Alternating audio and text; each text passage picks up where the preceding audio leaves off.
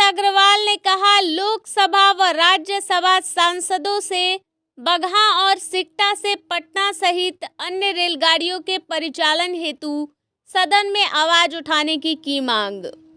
भाजपा कार्यकर्ता ने कहा, पंचायत में लोगों को योजना का लाभ देने के लिए सभा करने, शरारती तत्वों द्वारा हमला बोलने पर एसपी से की सुरक्षा की मांग। शिक्षा, स्वास्थ्य, कृषि व रोजगार के क्षेत्र में भाजपा कार्यकर्ता ने किया अद्भुत और अनोखी पहल की क्रांतिकारी मुहिम। दिनेश अग्रवाल ने कहा, बेहतर चंपारण बनाने का लक्ष्य। चंपारण बदलेगा तो बदलेगा बिहार।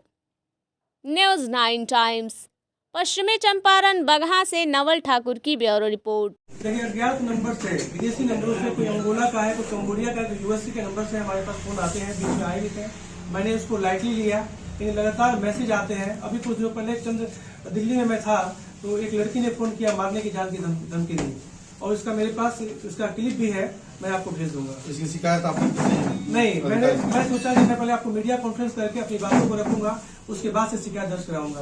मैं दिल्ली में था तब ये धमकी आई थी। क्या कारण हो सकता है धमकी का? क्या मैं सामाजिक काम कर रहा हूँ, और सामाजिक काम के साथ साथ कुछ लोगों को ये चीजें पचा नहीं पा रहे होंगे।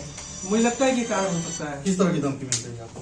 धमकी मिल रही है कि आप ये काम क्यों कर रहे हैं, आप किस विचारधारा से आते हैं, आप संस्था चलाते हैं, आप भाजपा का प्रचार कर रहे हैं। तो मैं भाजपा का कार्यकर्ता हूँ, मोदी जी की नीतियों का प्रचार करूंगा। बताया जा रहा है कि कल आपके मंच पर किसी ने बवाल किया था, उसकी शिकायत कहीं की आपने? नहीं, मैं शिकायत नहीं किया, और इसी क्रम में मैं ये प्रेस कॉन्फ्रेंस रखा हूँ। अभी कुछ प्रेस कॉन्फ्रेंस के बाद मैं थाने में जाकर इसकी शिकायत करूंगा। क्या हुआ था वहाँ पे बिना बुलाए किसी एक पार्टी के लोग ने, जुनैद खान नाम था, और मंच पे आके धमकी देने लग गए कि आप हमारी जन्मभूमि में कैसे आए हैं, ये हमारा प्रखंड है और आप आ नहीं सकते। मैंने उनको कहा कि ये मेरी भी मातृभूमि है, मैं क्यों नहीं आ सकता। आपको जो भी ठकराहा और आपको जो भी बात करनी हो, जाके प्रशासन से बात कीजिए, आप मीडिया से बात कीजिए, आपको समझ में आएगा। ये हमारी योजनाओं को गलत ठहरा है। किस तरह का सामाजिक काम कर रहे हैं आप? क्या कर रहे हैं? मैं अभी आपको बताया है कि जैसे स्वास्थ्य, शिक्षा, कृषि, रोजगार पे मैं काम कर रहा हूँ। जो बच्चे बेरोजगार हैं उनको जहां तक हो सकता है उनको नौकरी देने का प्रयास करता हूं। आज मेरी संस्था में कम से 70 से 80 बच्चे बच्चियां कार्यरत हैं, उनको जॉब दे रहा हूं। साथ में जो गरीब परिवार है उनको 1 लाख से 3 लाख की योजना है। मरने पर 1 लाख, डेथ एक्सीडेंट पे 50,000 से 1.5 लाख रुपए, और बाकी कहीं इलाज की समस्या आती है तो 56 तरह की बीमारियों के सेंस में मैं 1 लाख से 2 लाख की योजना दे रहा हूँ निःशुल्क रूप से। पढ़ाई की बात हो रही है जी, अगर कोई बच्चा प्रतिभाशाली है और पिता के पास पैसे नहीं है, आर्थिक हवाओं में उस फैमिली जूझ रहा है, उस परिवार को दिल्ली और पटना जितनी भी फीस होगी 1 लाख से 2 लाख 3 लाख रुपए 75% फीस मेरी संस्था प्रदान करेगी। अंतिम सवाल, इसके लिए तो बहुत ज्यादा फंड की जरूरत है, तो फंडिंग कहाँ से मतलब आप कर रहे हैं? देखिए, समाज के कुछ लोग हैं जो फंड करते हैं। मैं एक व्यवसायी भी हूँ, मेरी अपनी इनकम टैक्स की ऑफिस है, सैकड़ों कंपनियां हमारी अपनी क्लाइंट है। उन क्लाइंट के माध्यम से जो फंड आते हैं वो समाज में बढ़ जाते हैं। प्रशासन से आगे आपकी क्या उम्मीद? अपेक्षा करता हूँ सुरक्षा प्रदान किया जाए। ऐसी चीजें बताई गई हैं कि आप यहाँ पे काम नहीं कीजिए, इस तरह की आप यहाँ पे काम नहीं कर सकते, ये हो जाएगा, वो हो जाएगा, और उसका स्क्रीनशॉट भी हमारे पास है। बीच में रुक के कॉल आते हैं हमारे मोबाइल नंबर पे, तो मैं सोचा कि प्रेस कॉन्फ्रेंस करके बताऊं पहले, तब फिर कंप्लेन दर्ज करूंगा। अभी कल ठकराहा में मेरा स्वाभिमान ट्रस्ट द्वारा एक जनसभा आयोजित की गई थी, जिसमें समाज के कल्याण के लिए संजीवनी कार्ड बांटने की बात कर रहे थे हम, कि क्या क्या उसकी योजनाएं हैं, आपको क्यों जुड़ना चाहिए।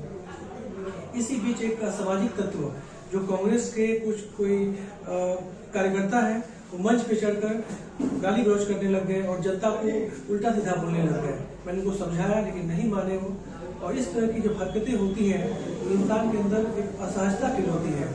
और यह बहुत ही अच्छा में बात है जब समाज के कल्याण के लिए कुछ अच्छी चीज हो रही है, तो यहाँ के लोग जो कुछ असामाजिक लोग हैं वो देखना पसंद नहीं कर रहे हैं। तो ये सब चीजें की जो घटनाएं बढ़ रही है दिन पर दिन, इसके संज्ञान में ही ये बैठक की गई है।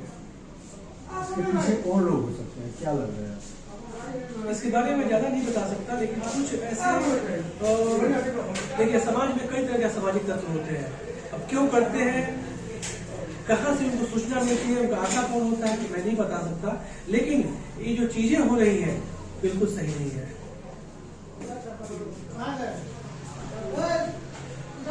चुनाव लड़ने की बात आपने घोषणा किया, जब ऐसी घटनाएं होंगी, जब एक सामाजिक संस्था अपने ही मातृभूमि पे कार्य नहीं कर पाएगी और लोग उसको दूसरे तरीके से देखेंगे कि आप भाजपा के विचारधाराओं का प्रचार कर रहे हैं, तो फिर हमें मजबूरी में कल एक फैसला लेना पड़ा। जब जनता का प्रेम आशीर्वाद है तो क्यों नहीं राजनीतिक रूप से ही इसकी लड़ाई लड़ी जाए।